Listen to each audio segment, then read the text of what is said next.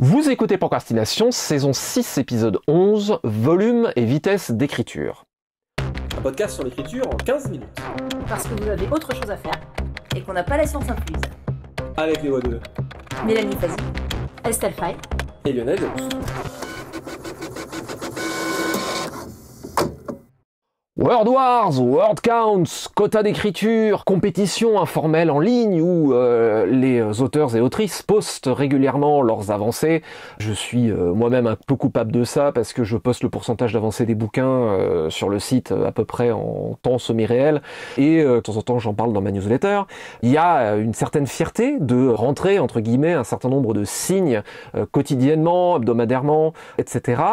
Et on va donc parler de la vitesse et du volume d'écriture. Est-ce qu'il y a des vertus au fait de rentrer beaucoup de signes par jour? Quel est l'effet éventuellement de cette petite compétition informelle? Est-ce que c'est une émulation ou est-ce qu'au contraire c'est délétère? Alors, il n'y a pas de valeur absolue comme d'habitude, mais que peut-on dire sur la vitesse d'écriture?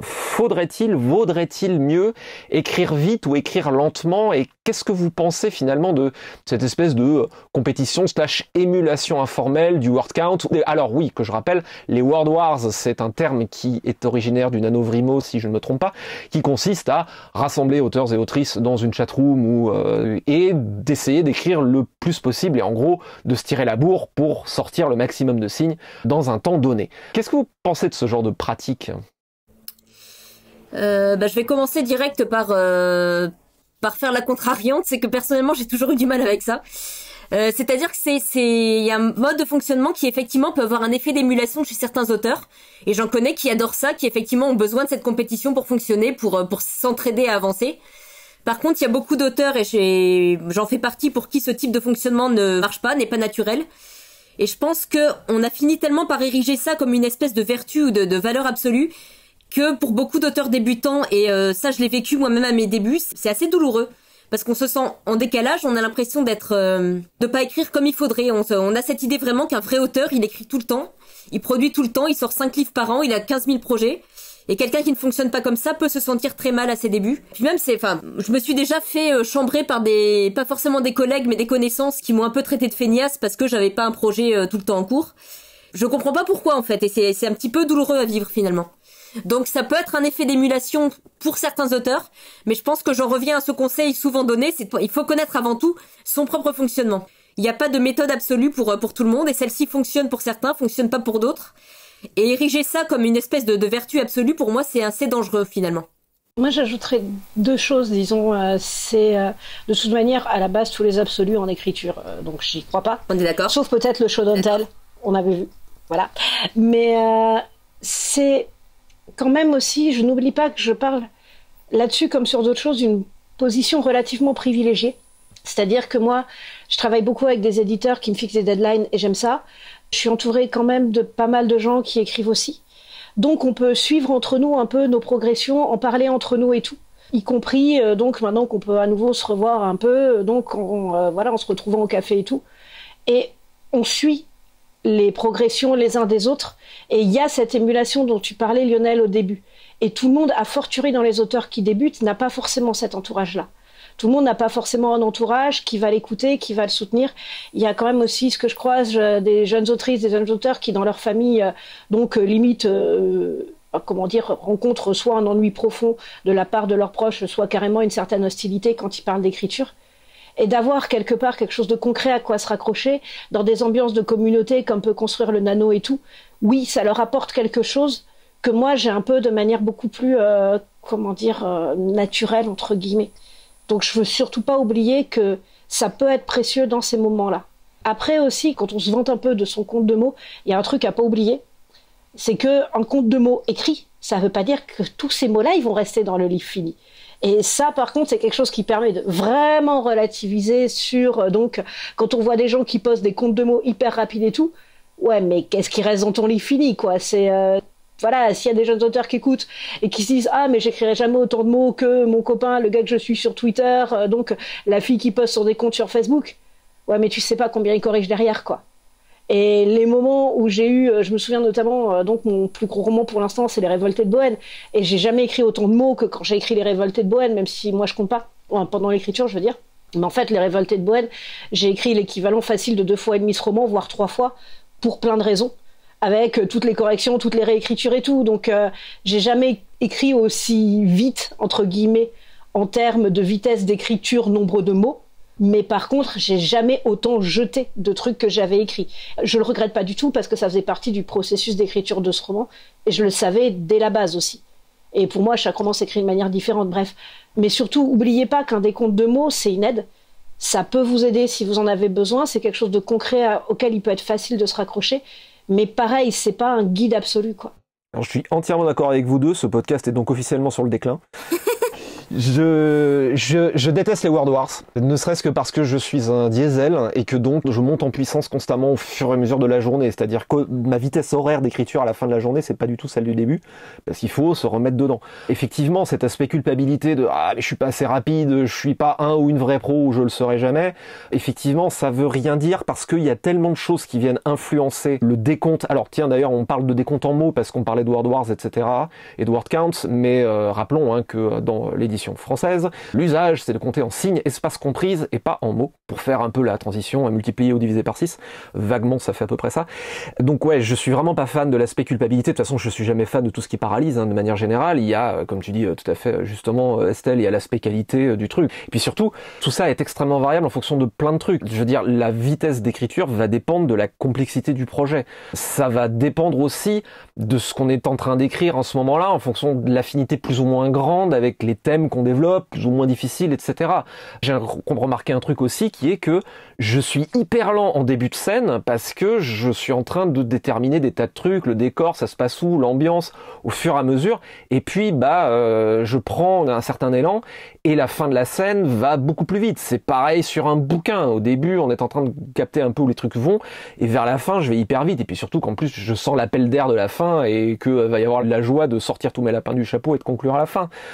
Il y a aussi le fait que si en architecture, si on est en train de cerner un peu où vont les pièces dans une scène, dans une partie de bouquin, c'est du boulot, quoi. C'est vraiment du boulot à part entière, et moi je sais que j'ai vraiment besoin de ça avant d'écrire. Ça veut peut-être dire que j'ai pas rentré de signes ce jour-là, entre guillemets, dans le manuscrit, mais ça veut pas dire que j'ai pas bossé. Alors, des fois, moi je poste un peu l'endroit où je suis dans le manuscrit parce que c'est pour mes lecteurs et lectrices qui attendent des fois les bouquins et donc pour qu'ils ou elles sachent plus ou moins où j'en suis et voilà. Mais la métrique du word count. Alors après, je comprends le plaisir de se dire, j'ai écrit tout ça, c'est cool et j'ai envie de le partager avec le monde. Mais par contre, tout le monde fonctionne différemment et l'étape de jour en jour, au moment où on en est, varie énormément. Et du coup aussi, ça peut mettre une espèce de pression délétère et subtile qui est de se dire, je dois écrire X 1000 signes par jour. Bah ouais, mais non, quoi. Potentiellement, ça peut être intéressant quand on en fait son métier de savoir à peu près combien on rentre par jour à la louche, mais c'est vraiment intéressant de tirer les choses vers le bas, parce qu'il y a des jours où on peut galérer 3 jours avant de trouver la solution à un problème d'intrigue, et d'un seul coup, ça va débloquer et on va écrire 15 000 signes par jour, mais pendant 3 jours, on n'en aura pas rentré, quoi. Donc il faut pas se stresser avec ça tant qu'on bosse. C'est pas une science exacte, c'est de la création. Moi, je voulais revenir sur quelque chose qui est pas tant la question du volume et du compte que la question de la vitesse de travail. Pour moi, il y a 2 questions à poser. La première, c'est est-ce que le projet sur lequel on est-ce qu'on a la nécessité d'aller vite? C'est-à-dire, est-ce qu'on a une contrainte, par exemple, est-ce qu'on a une deadline à tenir qui est un peu serrée? Auquel cas, oui, il faut un petit peu se booster pour rendre tel volume à tel moment. Est-ce qu'on a une nécessité financière, c'est-à-dire est-ce qu'on écrit à temps plein et qu'on doit produire X livres par an pour réussir à vivre ou ce type de contrainte? Est-ce qu'on est sur une série dont la suite est très attendue? Enfin voilà, est-ce qu'il y a une contrainte extérieure? Et deuxièmement, en dehors de la question de la contrainte, est-ce qu'on a l'envie? Est-ce que ça nous éclate d'écrire des bouquins très gros, de les écrire très vite? Ou est-ce que justement on est mu par cette espèce de culpabilité de il faudrait que, si on n'a pas la contrainte et qu'on n'a pas l'envie, j'en vois pas l'intérêt. Si effectivement on a une contrainte extérieure qui nous y pousse, oui, il faut se booster un petit peu pour le faire. Et si on en a l'envie, autant y aller. Mais si on n'a aucun des deux, j'en vois pas l'intérêt en fait. Alors, je suis d'accord avec toi, je modérerais un pouya, qui est, je pense qu'il y a, alors évidemment, ça dépend toujours de la personne, etc., mais je pense qu'il y a des vertus à essayer d'écrire rapidement, le plus vite possible. King le dit dans l'écriture, je crois. Eh oui, mais justement, je suis pas d'accord avec lui sur ce point, mais je te laisse poursuivre. Après, évidemment, ça fonctionne différemment pour tout le monde, mais je vois la vertu à écrire rapidement qui est que ça coupe l'éditeur interne. Par exemple, moi je sais que essayer de me pousser à écrire vite, ça me permet d'éviter de malaxer chaque phrase et de me remettre en question à chaque mot. Ça coupe un peu l'éditeur interne, ça force à avancer. Pratchett disait le premier jet ne sert qu'à s'expliquer l'histoire. En fait, la vertu que je vois, alors après, à chacun et chacune de voir comment il fonctionne, mais quand on écrit, on est à la fois en train d'essayer de comprendre et un peu quand même de déterminer ce qui est en train de se passer à mesure qu'on l'écrit, essayer de se prendre la tête à essayer de l'écrire bien, ça revient pour moi à essayer de trouver la réponse à une question qu'on est en train de déterminer à mesure qu'on est en train d'écrire. Alors, je sais aussi qu'il y a certains passages où il faut que je les sente bien, des fois il faut que je les retravaille pour pouvoir construire dessus, mais j'inviterais auditeurs et auditrices à essayer d'expérimenter, de se dire est-ce qu'à un moment, ça vaut pas le coup de lâcher un peu sur la perfection de la forme littéraire, simplement pour pouvoir avancer, quoi. Mais voilà. Bah, sauf que là, justement, précisément, je suis pas d'accord ni avec toi ni avec King là-dessus, en tout cas en partie. Ce que je reproche à King dans l'écriture, c'est que, en le lisant, je me suis rendu compte que son processus créatif, il y a certaines étapes que lui déblaye en écrivant, qui chez moi et chez d'autres auteurs se font en amont. C'est-à-dire, on doit laisser reposer. Et typiquement, si j'écris trop vite un texte et qu'il est pas prêt, je le flingue complètement, je peux plus rattraper. Et je pense qu'il tient pas compte de ça. J'ai déjà eu des cas de livres qui demandaient au contraire que je laisse reposer, et c'est pas une question de travailler les phrases. C'est pas du tout la question de la forme. C'est le temps de prendre le temps que le récit trouve son propre rythme. Et pour moi, c'est une question de fond et pas de forme, et ça dépend complètement des méthodes des uns et des autres. King, il dit aussi, un peu comme Bukowski, qu'il faut que ça file du stylo. Si j'écoutais ça, j'écrirais jamais une ligne. Il dit aussi que il faut écrire en traçant, peu importe les recherches. Moi, je peux absolument pas. Je veux dire, si je sais pas de quoi je cause, je suis infoutu d'écrire le truc. Donc, voilà, on n'est pas cela dit, je note que tu m'as mis dans une même phrase que Stephen King, et donc ma carrière est officiellement terminée. C'est bon, merci beaucoup. T'oublieras pas tes 10% à la fin de l'épisode. Damn. Lionel, ta carrière n'est pas terminée. Tu as un tome à écrire. Voilà. Et pour une fois, je vais amener du désaccord, donc non, c'est bon, procrastination n'est pas terminée non plus. Oui, ouais, voilà. Disons sur plusieurs points. Déjà, il y a quand même une question qui se peut poser, c'est quoi écrire vite ? Ce que je veux dire, c'est qu'il y a des moments où oui, effectivement, je vais écrire vite, voire très vite. Mais un peu pour rejoindre, pour le coup, ce que vous disiez sur les recherches, ou ce que disait Mélanie sur le livre qui mature, en fait, je vais écrire vite parce que j'ai passé plein de temps avant à réfléchir à ce livre, prendre des notes, le laisser maturer, le laisser fermenter et tout. Et si à un moment je vais écrire vite, c'est que j'ai pas écrit trop tôt. Et ça, quand même, c'est aussi trouver, disons, voilà, ma vie littéraire, c'est un peu ça en fait, c'est trouver le bon équilibre entre le moment où il faut écrire le bouquin et là, ouais, il faut se lancer, et quand même pas l'écrire trop tôt non plus.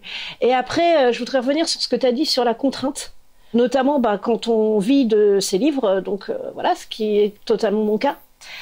Pour le coup, pour moi, en fait, cette contrainte, entre guillemets, loin d'être culpabilisatrice, elle est au contraire complètement libératrice. Parce que déjà, justement, elle me donne des jalons, qui sans ça, j'aurais à me mettre moi-même avec beaucoup plus de difficultés. Elle me donne une pression qui, pour moi, est créatrice, que j'aurais beaucoup plus de mal à me mettre toute seule. Et les rares fois où j'ai écrit sans deadline, c'était le bêta-lecteur qui donnait la pression. Merci, bêta-lecteur. Et puis surtout aussi, mine de rien, elle est libératrice sur un plan psychologique. C'est-à-dire que, donc, n'ayant aucune fortune personnelle et ne venant pas d'une famille de rentiers, j'ai été élevée très tôt avec l'idée qu'il fallait mieux que je gagne ma vie avec mon travail. Et en plus, voilà, venant d'une famille de vieille tradition de gauche, c'était en plus beaucoup plus moral pour eux de gagner sa vie avec son travail. Et mine de rien, maintenant que je peux considérer l'écriture comme un travail avec justement des contraintes, des livres que je dois écrire pour pouvoir continuer à gagner ma vie avec des deadlines à rendre, au contraire, de devoir tenir un certain rythme d'écriture pour cause de contraintes extérieures, à cet aspect libérateur que je me dis pas « oui, mais là, je devrais pas être en train d'écrire, je devrais être en train de faire mon vrai travail ». Non, c'est bon, c'est mon vrai travail. Et pour moi, c'est une grande chance. Après, oui, il y a un vrai problème de surproduction aujourd'hui. Il y a des auteurs qui sont trop pressurés. Il y a des deadlines qui sont trop brusques. Il y a les livres qui sont pas assez payés. Ça ne nie pas du tout ce problème-là. Et il faudrait arriver à avoir un paysage beaucoup plus sain. Mais l'idée, mine de rien, de pouvoir considérer l'écriture comme un travail en soi, avec tous ces aspects d'organisation basique, pour certains, ça peut être complètement libérateur. Et c'est très, très clairement mon cas. Par contre, au niveau du plan de professionnel, des éditeurs, tout ça, faut faire attention parce que parfois, quand on peut écrire vite sur de courtes périodes, c'est-à-dire que moi, quand je suis lancée dans un bouquin, effectivement, je peux avoir un rythme d'écriture très soutenu. Après, par moment, c'est vrai que certains professionnels vont voir que ça, vont voir le fait que sur telle période, j'ai écrit à un rythme très soutenu, donc pour eux, ça veut dire que je suis capable de le faire sur un an complet. Alors que non, je peux le faire sur un mois et demi, parce que j'ai préparé, parce que j'ai maturé, etc. C'est pas un rythme que je peux tenir, par contre, sur une année. Et ça, par moment, c'est difficile à faire comprendre à certains professionnels de l'autre côté de la barrière. C'est hyper important ce que tu dis, c'est un énorme piège, y compris pour les auteurs et autrices qui se disent « Ouais, je suis capable de faire ça, je vais arriver à le tenir sur le long terme ». Je pense qu'on est d'accord ici, croyez-en notre expérience, non, c'est pas vrai. Et même, je pense que c'est un travail où on bosse avec tout ce qu'il y a dans notre cerveau. Par moment, il faut qu'on le ressource, le cerveau en question, quoi. Voilà. Absolument. Petite citation pour terminer, justement une citation de Stephen King avec tous les bémols qu'on a mis pendant l'épisode, donc on vous l'a mise là, mais faites-en ce que vous voulez, réfléchissez-y. Trad maison, comme souvent. Quand vous vous asseyez pour écrire, écrivez, ne faites rien d'autre à part aller aux toilettes, et seulement quand vous ne pouvez plus attendre. C'était Procrastination, merci de nous avoir suivis, maintenant allez écrire à la vitesse qui vous semble juste.